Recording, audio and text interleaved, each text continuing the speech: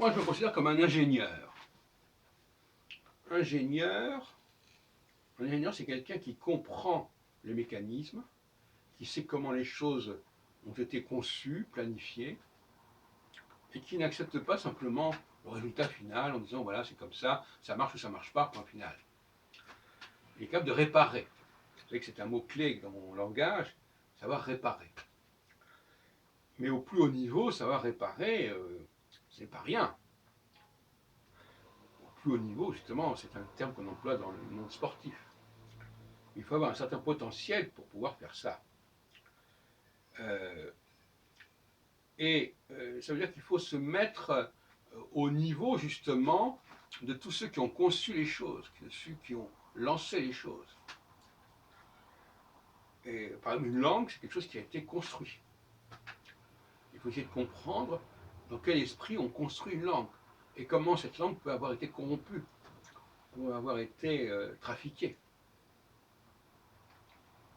Et éventuellement, comment on peut la restituer à sa pureté originelle, même si le terme peut choquer.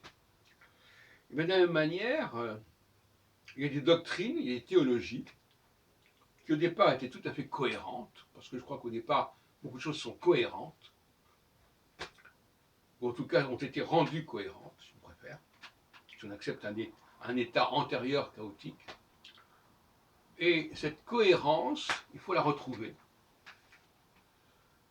Il faut la retrouver, c'est un peu comme une pépite d'or dans un terrain plus ou moins glaiseux, etc.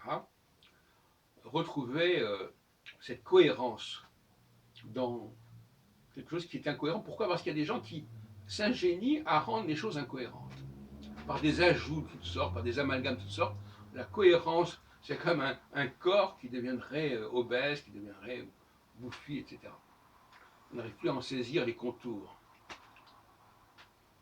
Donc, l'ingénieur, c'est quelqu'un qui est capable de rétablir de la cohérence dans le domaine, c'est ça qui nous intéresse, dans le domaine culturel, au sens large du terme, parce que pour moi, tout le culturel a un côté technique.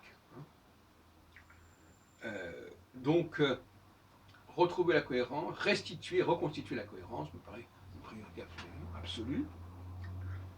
Dans le domaine théologique, dans le domaine linguistique, et dans le domaine d'un certain nombre de techniques, comme l'astrologie, qui se sont complètement corrompues et qui sont considérées comme des pseudosciences, etc.